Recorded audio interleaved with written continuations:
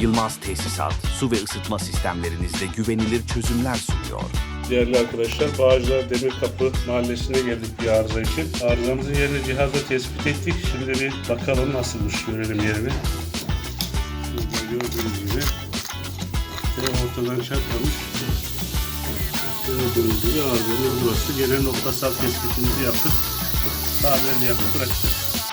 Şimdi arızayı biraz geniş açtık olduğu için şu tarafı tamirini yaptık, bıraktık. Yılmaz Tesisat, su ve doğalgaza dair her şey.